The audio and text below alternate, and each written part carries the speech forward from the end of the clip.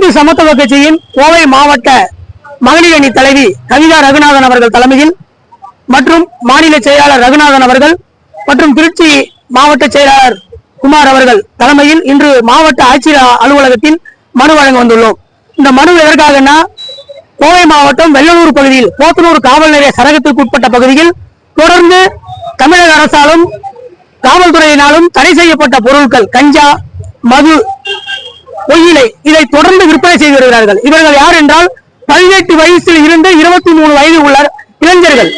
அவர்கள் மட்டும் கெடுவதில் இல்லாமல் அவர்களை பார்த்து அந்த பகுதியில் உள்ள இளைஞர்கள் பெருவாரியாக இந்த மதுவுக்கு அடிமையாகி கெட்டு வருகிறார்கள். அது மட்டுமல்லாமல் வெளியூர்களிலிருந்து இளைஞர்கள் மது வாங்குவதற்கு வருகிறார்கள்.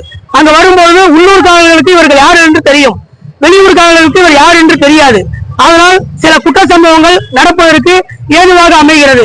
இதை போத்தனூர் காவல் நிலையத்தில் பலமுறை கவிதா மற்றும் ரகுநாதன் எங்கள் கட்சியின் இந்து சமத்துவ கட்சியினுடைய பொறுப்பாளர்கள் தொடர்ந்து உங்களுக்கு கோரிக்கை மூலமாக வழங்குகிறோம்.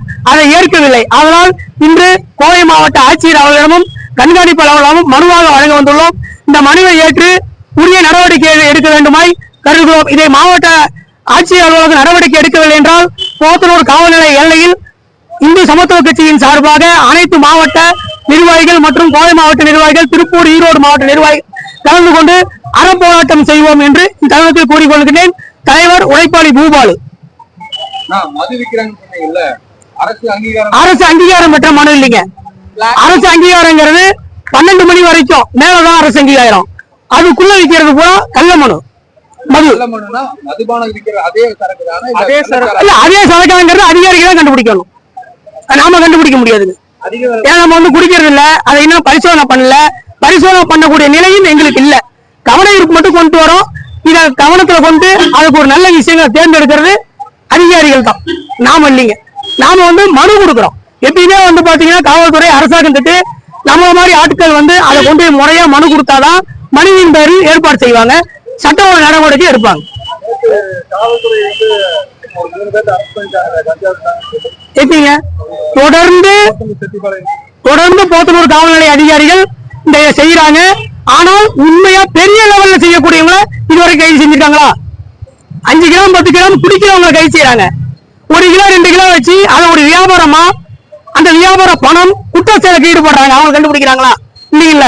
அதுக்காக நீங்க வேதனைப்பட்டு இந்து சமத்துவ கட்சியின் சார்பாக மனு கொடுக்கிறோம். மனுக்கு 4 பேர் தான் வந்திருக்கிறோம்.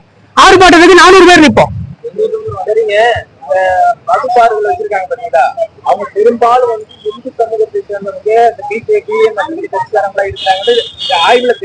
ஆய்வு இல்லைங்க. நீங்க சொல்லக்கூடிய விஷயம் எல்லாரும் இருக்காங்க. அதுல நீங்க சொல்லக்கூடிய விஷயம் நாங்க ஏத்துக்கிறோம், மாற்று கருத்து கிடையாது. குற்ற செயல் யார் செய்தாலும் குற்றம் தான். அவங்க இடம் கொடுக்கறதுனாலதான் நாங்க பார்வை இல்லைங்க. அரசு 12 மணிக்கு மேல இடம் கொடுக்குது. ஆனா 12 மணிக்கு கீழே அது யாரு கொடுக்குறா?